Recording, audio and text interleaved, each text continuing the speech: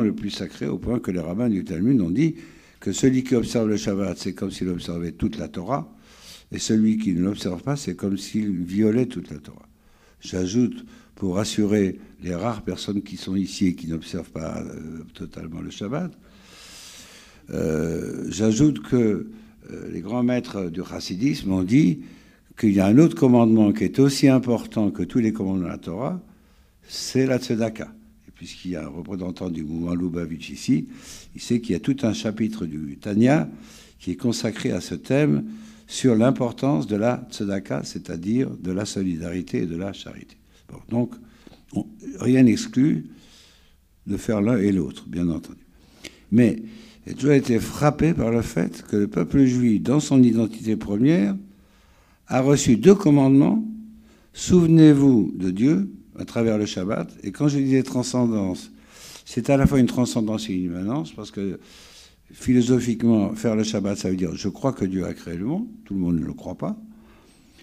Donc c'est un témoignage, et je témoigne. Et le peuple juif est d'abord un peuple témoin. C'est dans sa nature. Et deuxièmement, je le vis au quotidien, en passant un Shabbat d'une manière différente des autres jours. Et donc, non seulement ce Dieu un jour a créé le monde, mais il est présent dans ma vie. Donc le Shabbat est une connexion extrêmement intéressante de la transcendance et de l'immanence. La seconde dimension qui est demandée au peuple juif, souvenez-vous qu'il y a des antisémites.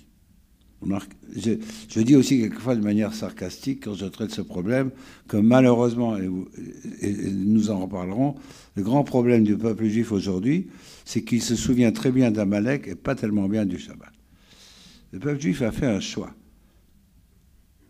Quand j'étais un jeune rabbin, un de mes paroissiens est venu me dire « Je n'observe pas les commandements, mais je suis un bon juif. » Ah bon?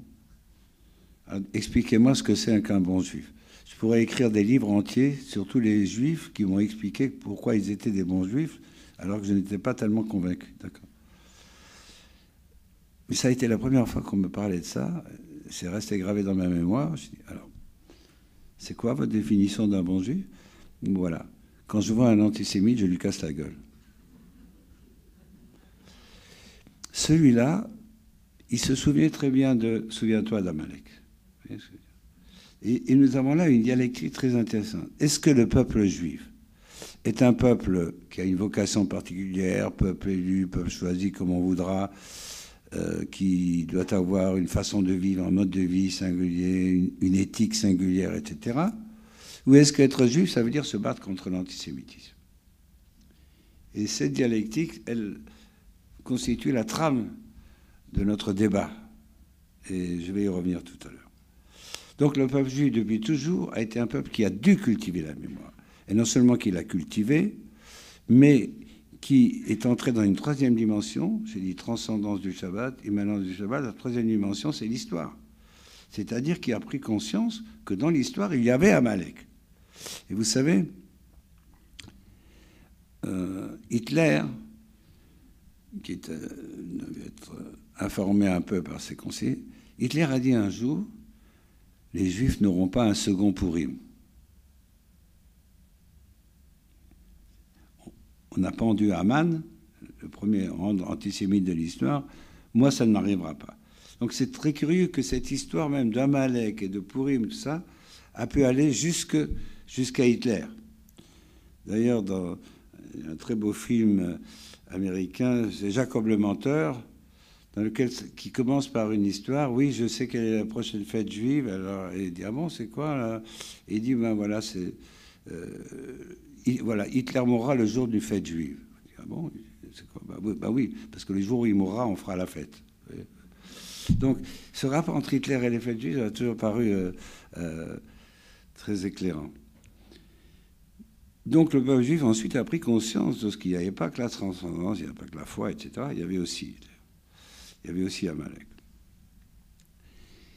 Et être juif, c'est évidemment non seulement avoir cette mémoire, mais c'est surtout la transmettre. La Torah, pour commencer, le reste de la pensée juive, fourmille d'expressions ou de textes dans lesquels on dit « tu raconteras à ton fils, tu transmettras à ton fils », dans lesquels on attribue une très grande importance à la transmission de l'histoire. Moïse, avant de mourir, dans le 5e livre de la Torah, dit « Zechor yomot olam binu shnot dor vador ». souvenez-vous des jours de l'histoire, réfléchissez à ce qui est arrivé à chaque génération. Il n'y a pas de texte plus fort dans toute la Bible pour dire être juif, c'est se souvenir d'où on vient, savoir qu'on a des ancêtres et essayer de tirer des leçons de ce qui est arrivé aux ancêtres. Toute l'histoire juive, indépendamment des lois morales, éthiques ou rituelles de la Torah, l'histoire juive consiste à dire nous sommes les descendants d'une lignée qui a éprouvé des choses, nous sommes la synthèse de tout ça, et nous devons conserver la mémoire. Mais quelle mémoire? Justement, un des problèmes posés par le rôle de la Shoah, qui est un rôle majeur aujourd'hui, à tous les points de vue, il y a des musées de la Shoah partout, à Washington, demain à Varsovie, à Paris, etc. Il y a des fondations de la Shoah. La fondation en France, la Fondation pour la mémoire de la Shoah, a reçu de l'État français une énorme dotation, peut-être pas loin d'1 milliard d'euros. Et chaque année, elle a 20 millions d'euros de revenus.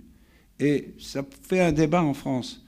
Il y a des juifs qui meurent de faim, il y a des écoles juives qui n'ont pas assez d'argent, et on investit massivement dans des musées, des livres, des films sur la Shoah. Oui, c'est un autre effet, quelquefois un peu pervers, c'est-à-dire la nécessité de matérialiser cette mémoire se fait au détriment parfois de besoins qui pourraient paraître sur le plan moral beaucoup plus prioritaires. Mais le fait est que on fait énormément de choses pour actualiser cette mémoire. Mais c'est parce que la transmission de ça est effectivement nécessaire et qu'il faut être juif, ça veut dire il faut se souvenir de l'histoire. Mais j'ai eu des entretiens très intéressants avec les patrons de la Fondation, on a parlé de ce problème il y a quelques mois. Ils ont compris, les gens qui dirigent cette Fondation de la mémoire, ils ont compris que la mémoire de la Shoah ne pouvait pas être seulement la mémoire du martyr. C'est-à-dire que la mémoire de la Shoah doit avoir un côté positif et pas seulement décrire les souffrances, les crimes, les statistiques et tout ça. Que la vraie mémoire de la Shoah, et à partir de ce moment, on a commencé à attribuer des budgets importants à des choses qui n'ont apparemment aucun rapport avec la Shoah, que la vraie mémoire de la Shoah, c'est non pas de se souvenir exclusivement de comment sont morts les Juifs, mais comment ils vivaient. Quel était leur mode de vie, quelle était leur culture, quelles étaient leurs croyances, quelles étaient leurs traditions. Que c'est ça perpétuer. Vous voyez, qu'on ne peut pas perpétuer uniquement le martyrologe juif. Qu'il faut que être juif, ça n'est pas de vivre constamment dans le récit de la souffrance, et que le meilleur moyen de conserver la mémoire de ces juifs, c'est pas de faire encore un film de plus sur Auschwitz, mais c'est de former des consciences dans une école juive, d'apprendre aux enfants quel est ce patrimoine. Et ça, c'est très, très essentiel. Et malheureusement, on peut dire qu'aujourd'hui, cette idée si vitale de la transmission de la mémoire juive, qui est donc pas seulement la transmission de la mort, mais la transmission de la vie, cette idée devient très problématique à réaliser. Pourquoi ? Parce que le monde moderne est un monde qui a tendance à refuser la mémoire du passé. Lévinas a dit là-dessus une phrase, je pense, qui est une des plus belles qu'il ait jamais prononcée. Il a dit « L'homme moderne est né de pères inconnus. Nous n'avons pas d'ancêtres. Mai 68 a été la manifestation première et très forte de ce désir de rompre avec le passé, de fabriquer des self-made men. L'homme moderne n'a pas de père, il se fabrique lui-même, il fabrique ses valeurs, il n'a pas besoin qu'un Dieu inconnu lui donne des conseils, il n'a pas besoin qu'une religion créée par les hommes, prétendument ou pas inspirée par Dieu, lui dise comment vivre. Il est la source de ses propres valeurs. Et dans ces conditions, tout ce qui est mémoire du passé, que déjà même le marxisme avait rejeté, en disant du passé faisons table rase. Cette tabula rasa, cette table rase, c'est le substrat sur lequel s'établit. la société moderne. Et dans la communauté juive, ce problème existe également, c'est-à-dire d'occulter le passé et de fabriquer un patrimoine nouveau, avec des références qui sont seulement souvent folkloriques. On mange encore du couscous, le kar farci, on fait un seder à Pessah, etc. Mais il n'y a pas de transmission du patrimoine. Il n'y a pas ce que j'ai reçu moi dans mon enfance. À l'âge de 3 ans, on m'a appris l'hébreu, je ne suis pas le seul. Et donc, il n'y a pas cette transmission, tu raconteras à ton fils. Une formule très célèbre dans le judaïsme consiste à dire « est juif, non pas celui dont le père est juif, mais celui dont l'enfant est juif ». Et c'est ça la transmission. Vous savez bien que du fait des mariages mixtes ou de l'assimilation, il y a de moins en moins de transmission. Il y a heureusement des îlots de résistance, ça n'a pas que des effets pervers. Il y a beaucoup de gens qui ont retrouvé leur identité juive par la mémoire de la Shoah, et qui ont voulu aller plus loin, et qui ont commencé à étudier, qui sont allés dans des yeshivot, en tout cas des cercles d'études.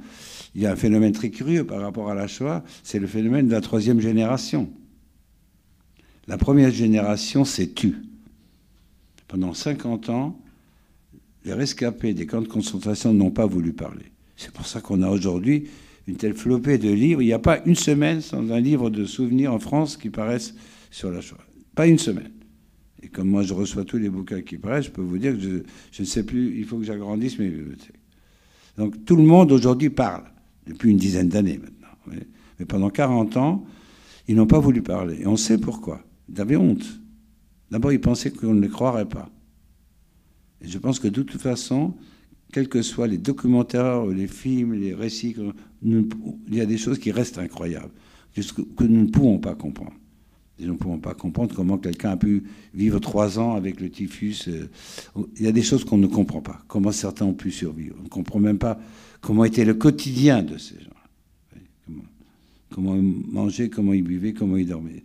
Bon, mais ils pensaient qu'on ne les croirait pas. Deuxièmement, c'est la pire humiliation qui ait jamais été infligée à un être humain, c'est celle que les nazis infligeaient à Auschwitz. Et donc, les gens avaient honte. Bon. Donc, pendant très longtemps, on n'a pas transmis. Donc la 2e génération, celle des années 60-70, ne savait pas ce qui se passait. Et en Israël, c'était la même chose d'ailleurs. Les gens ne parlaient pas. La 3e génération a voulu que leur grand-père, quand ils étaient encore vivants, leur raconte. Et à partir de ça, il se passe une chose très intéressante, c'est que la Shoah aujourd'hui contribue très fortement à une certaine renaissance du rapport au patrimoine juif. Pas nécessairement à la pratique, mais en tout cas à l'identité. Ça, c'est un des effets, on pourrait dire, à terme positif, des conséquences positives, si on peut employer ce terme, de la Shoah. Il y en a une autre, c'est que beaucoup de Juifs qui se seraient assimilés depuis longtemps, au fond, ne restent juifs et ne se proclament juifs, quel que soit leur degré de pratique, généralement assez insignifiant, mais par fidélité envers ceux qui sont morts. Pour qu'ils ne soient pas tout à fait morts. Comme disait le poète latin, non omnis moriar. Je ne mourrai pas tout à fait. C'est un vers que je trouve très beau. Des gens qui sont complètement athées, agnostiques, etc., qui ont élevé leurs enfants non seulement dans l'athéisme, mais quelquefois même dans le christianisme, etc., mais ils ne veulent pas que le souvenir de leur père disparaisse totalement. Donc ils font quelque chose pour se rattacher à la communauté, ils envoient de l'argent en Israël, etc. Ils font des choses. Et quant à la jeunesse, cette 3e génération, très souvent, elle apprend l'hébreu, elle essaye de faire que la Shoah se transforme en leçon de vie et pas en leçon de mort. Il faut que je dise aussi un mot de la psychanalyse, parce que c'est pas hors sujet. Au début, quand on m'a dit vous allez parler de ça, je me disais quel rapport, vous savez, une vieille obsession juive de vouloir mettre des